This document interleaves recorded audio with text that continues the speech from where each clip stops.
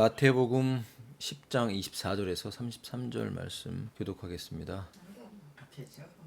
제자가 자신의 스승보다 높지 않으며 종이 자신의 소유주보다 높지 않으니라. 제자가 자신의 스승과 같아지고 종이 자신의 소유주와 같아지면 그에게 충분하도다. 만일 그들이 그 집의 주인을 베엘제붑이라고 불렀다면 하물며 그의 집안 사람들은 그들이 얼마나 더 심하게 부르느냐.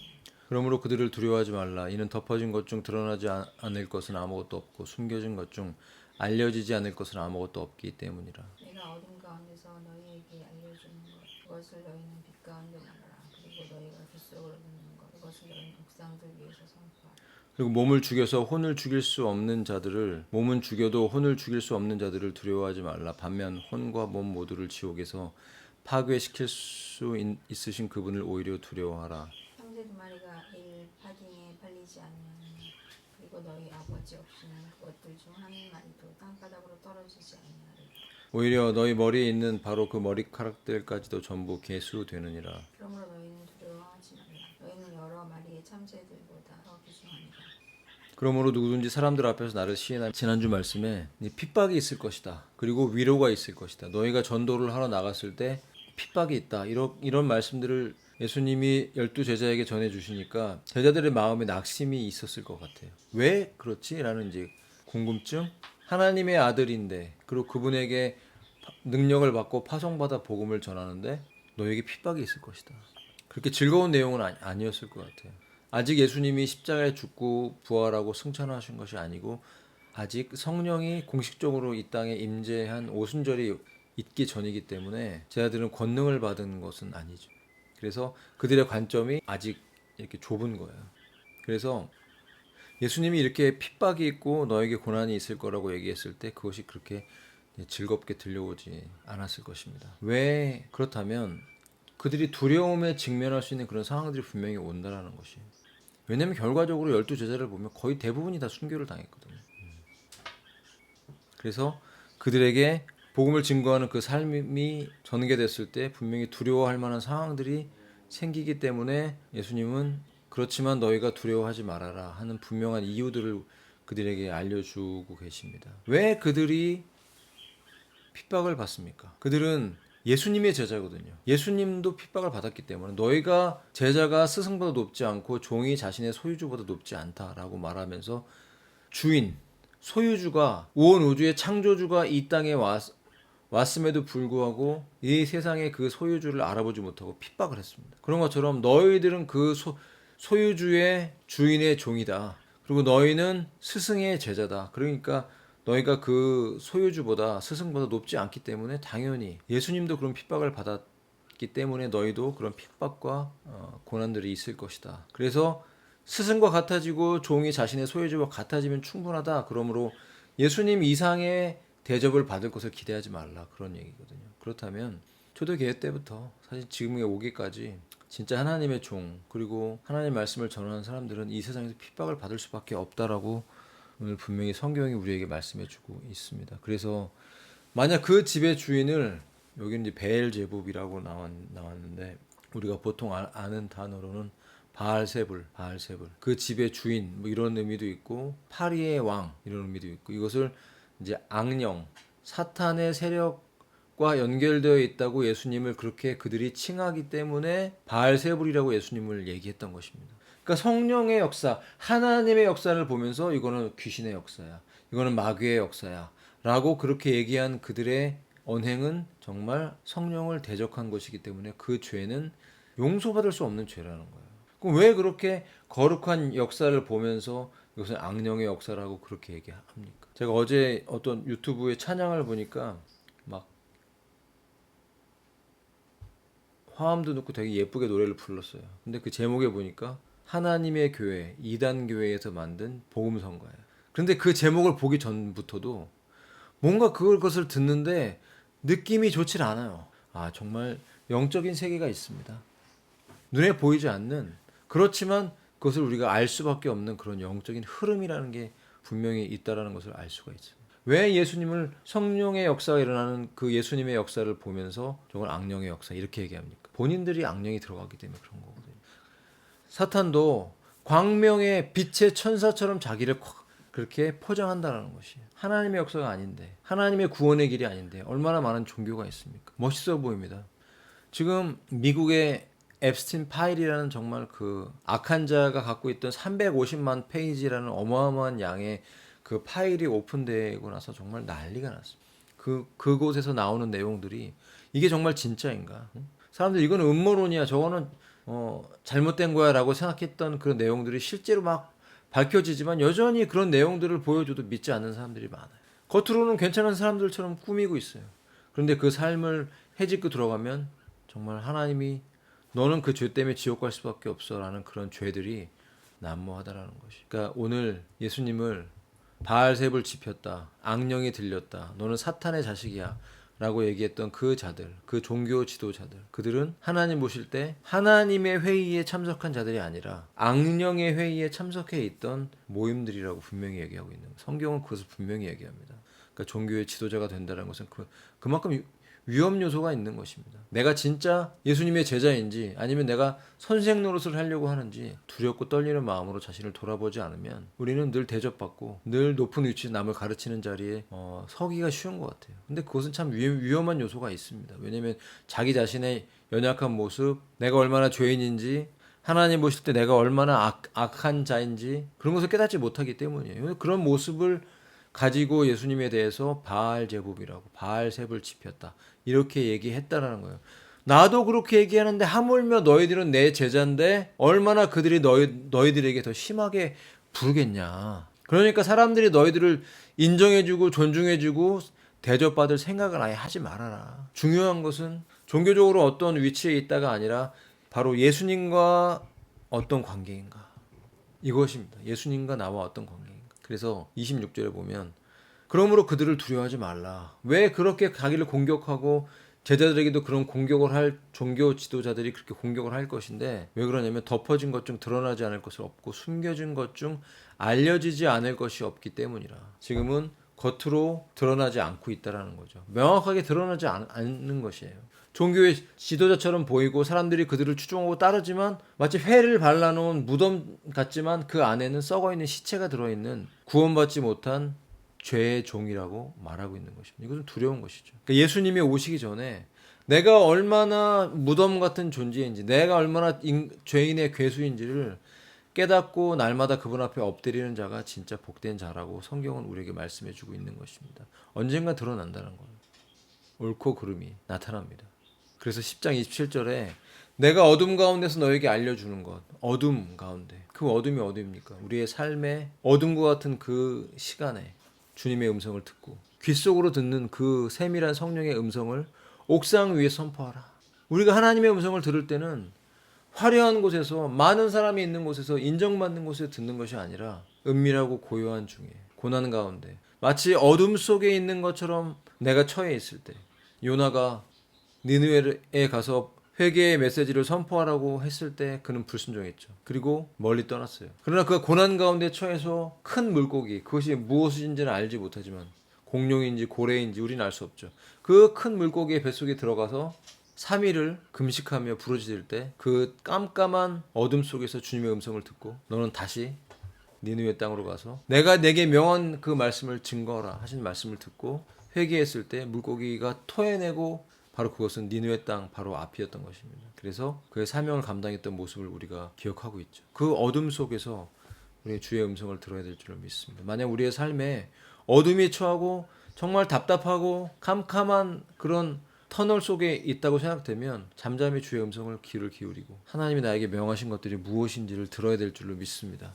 그리고 그 듣는 것들을 우리가 그것을 듣게 된다면 결국은 주님께 순종하게 될 것이고 증거하는 자가 될 것입니다. 그래서 우리의 삶에 다가오는 어둠, 그리고 은밀하게 세밀하게 우리에게 들려주시는 그 음성은 결국은 다 드러나게 될 것이다. 진리는 은밀하게 다가오지만 결국은 공중 앞에서 다 그것을 증거하게 될 것입니다. 바울도 그래서 복음을 전하기 전에 아라비아에 가서 13년인가를 사막에서 기도하면서 성경을 읽고 그 구약에 있는 말씀들을 새롭게 그리스도 이후의 복음으로 연결하기 위해서 그가 하나님께 받았던 수많은 약속들, 심지어 3층 천에 올라가서 그 하나님의 보좌에서 말로 다 할 수 없는 예언들을 듣고 그거를 이제 다 기록하지는 못했지만 그가 은밀하게 들었던 모든 것들을 결국은 가감없이 왕들 앞에 서서도 그 복음을 증거하는 자로 세워졌던 모습을 기억한다면 우리가 하나님께 귀를 기울이고 듣는 자가 되어야 되고 그 듣는 말씀들을 가감없이 선포할 때가 온다. 그러므로 그렇게 너희들을 공격하고 너희들을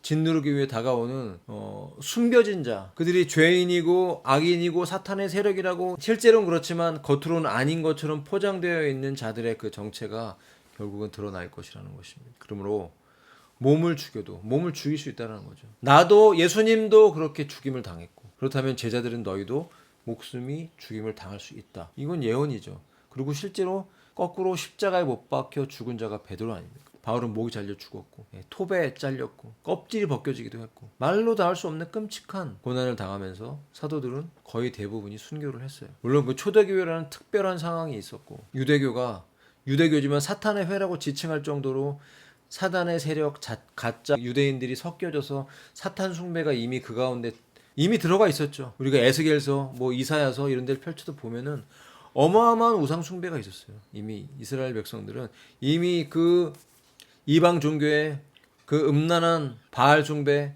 사탄 숭배의 종교가 이미 유대교 안에 들어가 있어서 그 바벨론 종교의 시스템 안에서 사탄이 만들어 놓은 그 얼토당토하는 가짜 종교를 믿으면서 하나님을 믿는다고 그들이 착각하고 있었던 거예요.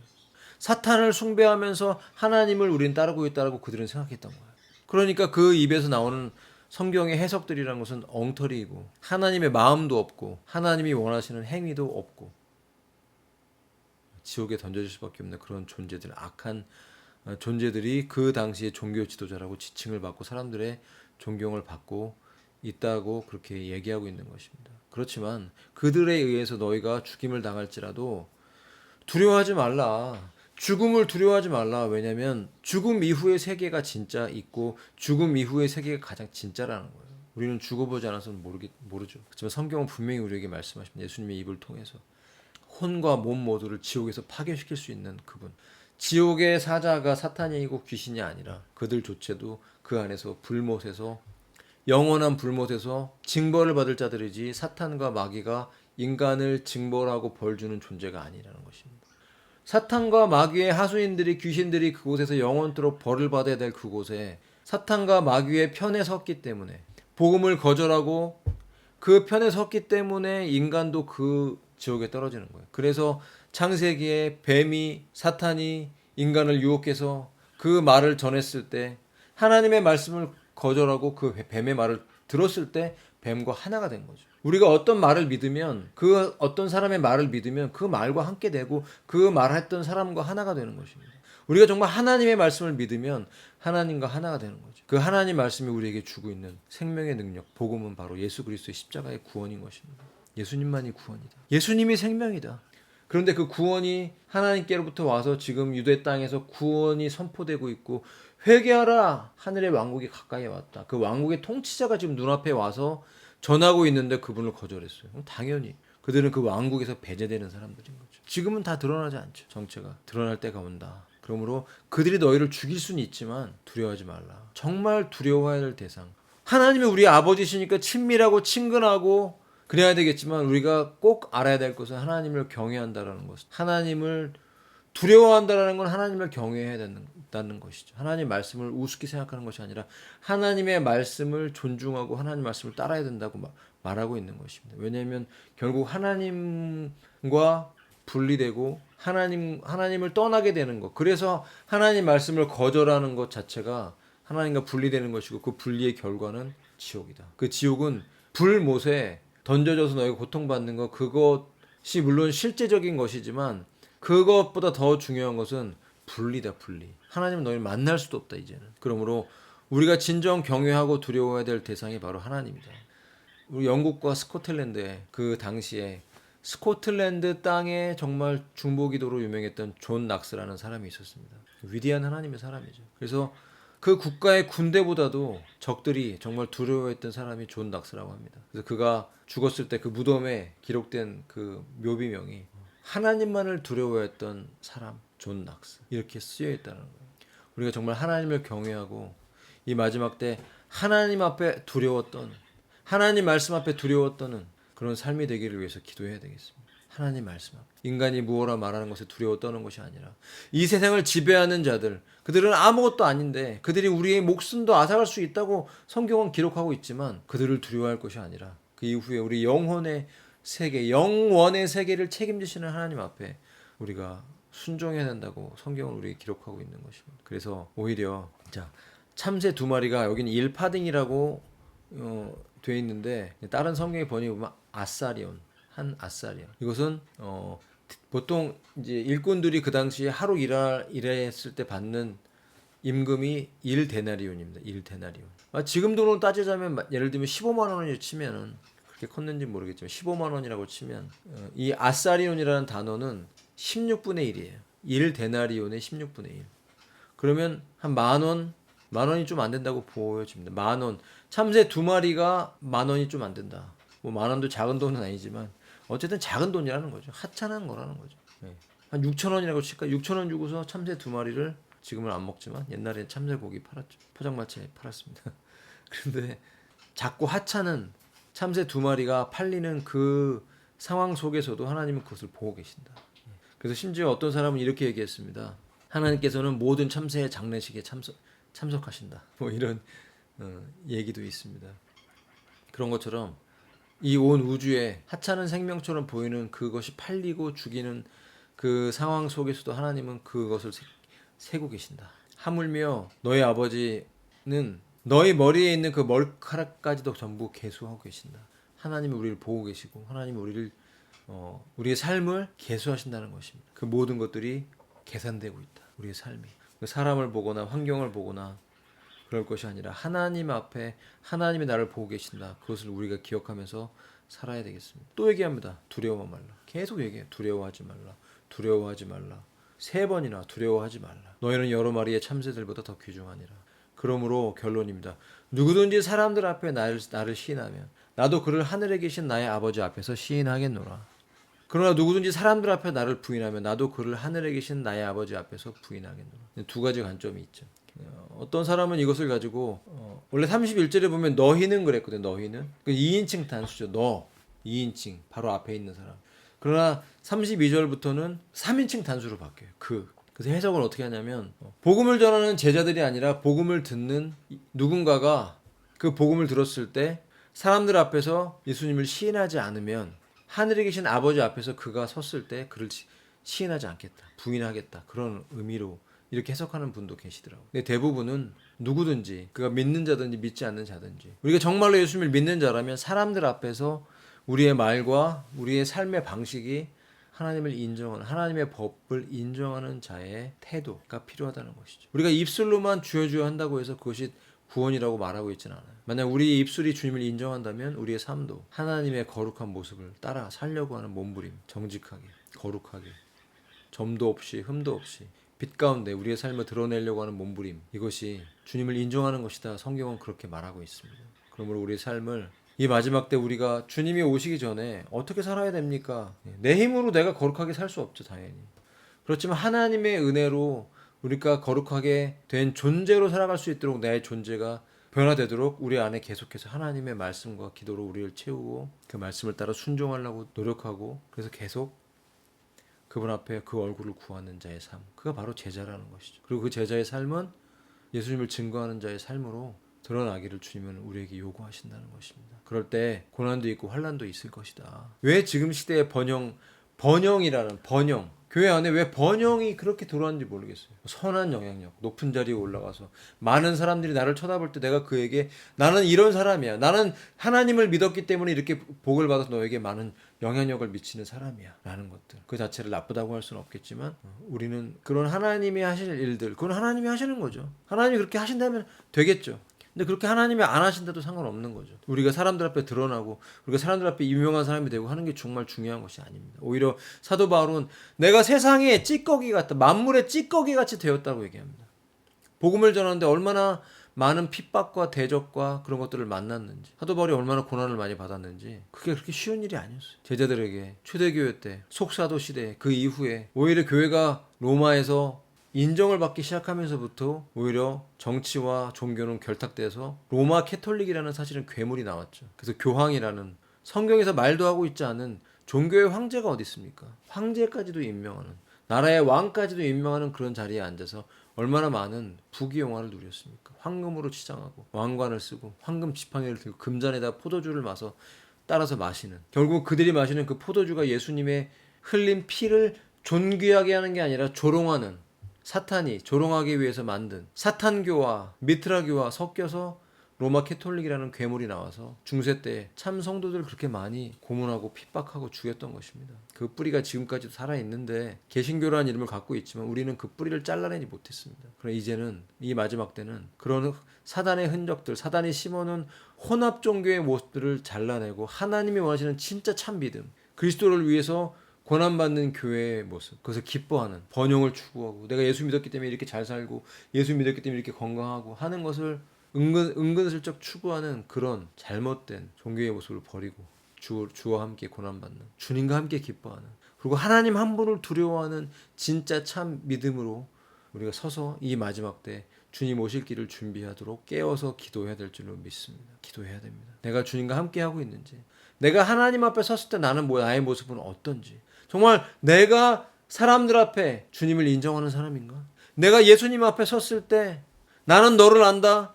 네가 사람들 앞에 나를 인정했구나. 내가 원하는 그런 삶을 살았구나. 그렇게 인정받을 수 있는 사람인지 돌아보기 원합니다. 저부터 돌아보기 원합니다.